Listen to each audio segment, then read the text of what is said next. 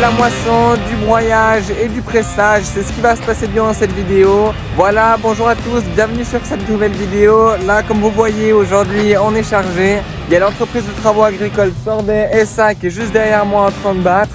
Donc derrière moi, on a un champ de 3 hectares de blé. C'est un des premiers blés qu'on a semé. Aujourd'hui, en ce 20 juillet, on commence les moissons de blé. Au niveau des rendements, je sais pas du tout ce que ça va donner. Le champ était moyennement propre, il y avait quand même pas mal de mauvaises herbes. On arrive à voir qu'il y avait quand même des mauvaises herbes en dessous parce que dans les passages de traitement, c'était vert. Mais bon, ça c'est dû à cette année un petit peu particulière avec beaucoup de pluie. Voilà, au niveau du blé, ça donne ça. Il est super haut vu qu'il y a eu pas mal de pluie. Du coup, ça fait des longues tiges. Ça, c'est positif pour nous. Ça veut dire qu'on aura assez de paille pour nos vaches cet hiver. Bon, avant de dire ça, faut quand même la ramasser. Ça, c'est quelque chose d'autre. Nous, du coup, comme je vous l'ai dit plusieurs fois, on est dans le programme Extenso. Et dans ce programme, on touche tant d'argent par hectare. En revanche, on n'a pas le droit d'utiliser tous les produits qu'on veut. On a le droit de mettre de l'engrais, mais on n'a pas le droit de raccourcir nos blés. Dans certaines fermes, il y a des agriculteurs qui raccourcissent leur blé. Du coup, ils ont un peu moins de paille, mais le but, c'est d'avoir plus de grains et qu'ils sont plus lourds. Au niveau des andins, il y a beaucoup quand même. En plus, c'est très tassé, donc on verra ce que ça va donner.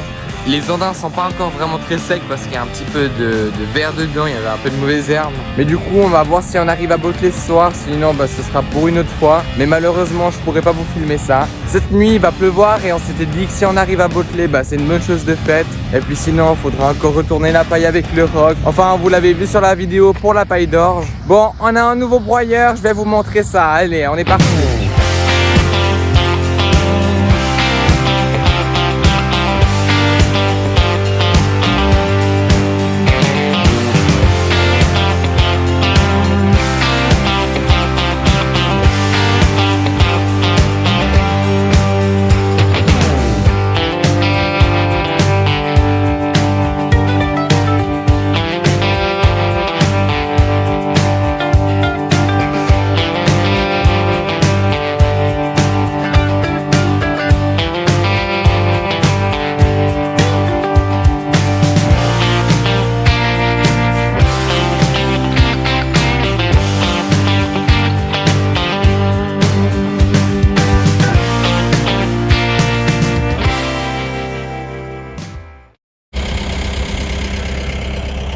Dans la prairie derrière moi, vous l'avez vu, mon père a broyé les refus des vaches. Je vous avais déjà expliqué ce que c'était dans une précédente vidéo. Mais pour ceux qui l'ont pas vu ou bien les nouveaux arrivants, les refus c'est des mauvaises herbes ou des herbes que les vaches ne mangent pas dans la prairie. Mais le souci c'est que si les vaches ne mangent pas cette herbe, du coup l'herbe va grandir, durcir et puis elles vont plus manger ces herbes. Et nous, pour remettre le terrain à zéro, on passe en broyeur. Et ceux qui ont vu ma vidéo où on broyait le refus des vaches juste là-bas, ça a super bien marché. Il y a du trèfle qui est un petit peu revenu. Et puis comme ça fait une meilleure nourriture pour les vaches. Donc c'est tout bénéfique pour elles. Là aussi, le champ ici avait été broyé. C'est un tout petit champ qui est au bord d'une route. Bon, voilà, on se retrouve. Derrière moi, il y a le champ de blé qui est fauché. Et puis devant moi, il y a le McCormick avec ce broyeur. Ce broyeur que vous avez jamais vu. Donc voilà, c'est un nouveau broyeur de chez Alpego.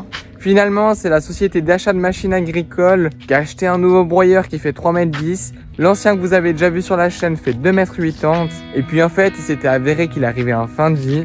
Donc voilà, je vous avais dit qu'il coupait plus trop bien, fallait faire pas mal de changements. Et ça valait plus la peine d'en prendre un neuf.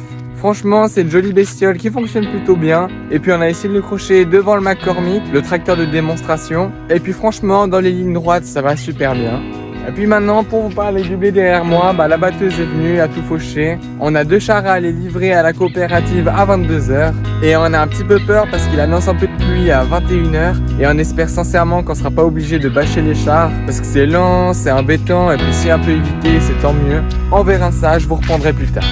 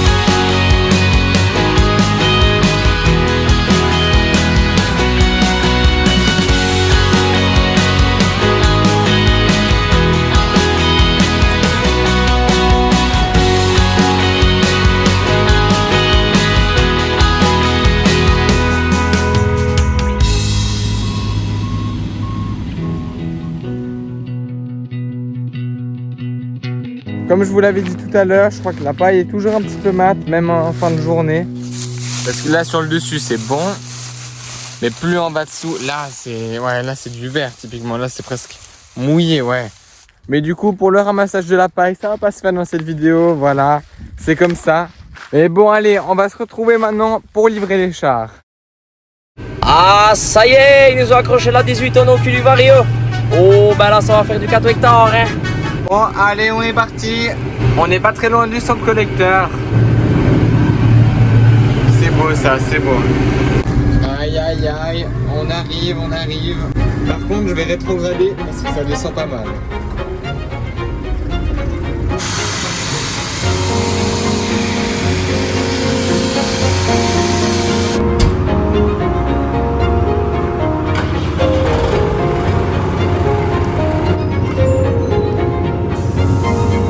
C'est sec de chez sec.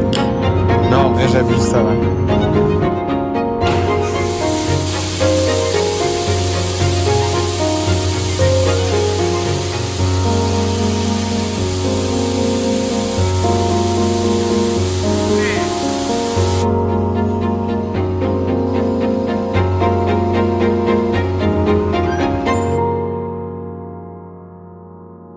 Voilà, aujourd'hui quand je vous parle, on est dimanche 4 août. Ça fait un moment que j'ai pas repris la caméra, les plans que vous avez vus durant la vidéo ont été tournés il y a plus de 2 semaines. Et du coup maintenant je vous reprends pour vous faire un petit peu un point de ce qui s'est passé à la ferme. Donc il y a tout qui a été moissonné, autant le colza que le triticale, tous les blés. Toute la paille de blé a été bottelée et on en a pour à peu près 450 bottes. 450 bottes à ramasser avec un plateau d'huile, c'est pas évident. Et aussi entre temps il y a de la nouvelle luzerne qui a été semée. Bon voilà, tout ça pour vous dire qu'en tout cas à la ferme ça a bien avancé. Si vous avez aimé cette vidéo un petit peu plus courte que d'habitude, n'hésitez pas à liker et vous abonner, ça me ferait super plaisir. Et puis on se dit à la prochaine pour une nouvelle vidéo.